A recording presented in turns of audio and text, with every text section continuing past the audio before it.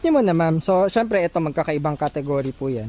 Ito maliit lang. So, 5-seater lang. Mababa. Ito medyo mataas ng konti. Pang family, 7-seater. So, yun yung mga difference. Maliit lang compartment niya, no? Maliit lang po siya. Oh. Ito po, 1.4. Kung hindi ako nagkakamali. 1.4 or 1.3. Parang ganun po. Kaya napakatipid sa gasolina din ng Ertiga. Lalo na pag manual. Pili ka ng dalawa. Oo naman sir. Pag Suzuki, napakalamig ng aircon. Apat naman tayo eh. Madumi pa lang, so ipapa 3-step pa natin to. In and out detailing. Yan si aircon. Kasi ito, for example, kahit puno kayo dito, yung likod, malaki yung space nyo. Marami kayo malalagay na gamit. Pwede ko picturean, boss? Sure sir, no problem.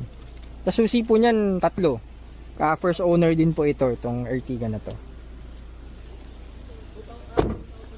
16 po siya, modelo na rin po. So ito yan, 7-seater, manual transmission na Ertiga, GL variant. Yung entry level to, pero from point A to point B, naghanap kayo na pang family na manual, tipid sa maintenance and gas. Ertiga guys, 7-seater. Mas mura pa sa Vios na manual. Ayan. Color, ano ba ito? Parang brown bronze. Original color. May mga few scratches. Iba dyan matatanggal naman sa detailing. Yan. So, stainless na mags. Talagang ano lang siya guys. No frills na sasakyan. Ano yun sir? Okay na. Okay na kayo dyan. Approve na. Okay na daw po. Final na kayo dyan. Yan talaga gusto ko. Ayun naman pala eh. Ayun naman pala eh. Yung design ba niya, yun ang gusto ko. Saka pang family ma'am, malaki. Oo. Gusto ko maluwag yung Functional naman lahat ng light yan. Opo, lahat. Saka yan, check din namin yun for release. 3-step detail, yung mga pang ilalim, kahit fast brake unit. probinsya ba? Yes. Maintenance, ano po yan, napaka-minimal ng maintenance. Saka yung mga gulong niya, kita niyo po yung difference yung mga EcoSport. Mas malalaki kasi yung gulong niya. Yun yung mga difference niya. Sa maintenance, mas cheaper siya syempre.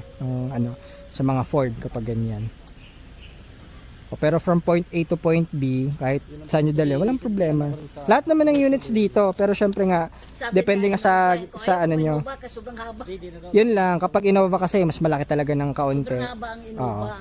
So ito, yung size po niyan, sakto lang din talaga. 7-seater, malaki yung storage, yung mga legroom, pero maliit lang din siya, madaling i-park, madaling i-drive. Malambot yung mga steering din, ayan. Okay na kayo sir, process natin yung mga paperworks. Sige po. Dito lang po tayo sa office para ano. Dito lang ako kayo. Pasok mo na kayo maulan. Pogi yung Ertiga. Yung napapanood ko lang, nakita ko na sa personal. Okay na, yes. Mami, thank you po. Hi, thank you so much. Sir, ingat kayo. Next week po, prep na natin, pagandahin muna natin. Nay, next week po, ingat po kayo. Sir, ingat po.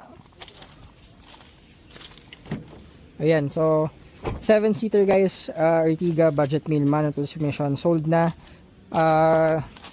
Inunahan na nila bossing. So actually namimili sila kung EcoSport or Ertiga. Kasi nanay gusto niya yung pang family, pang biyahe daw. So 7-seater ang napili at itong color brown natin. So fast brake unit to, pero pa-detail na rin natin in and out para mas pogi pa.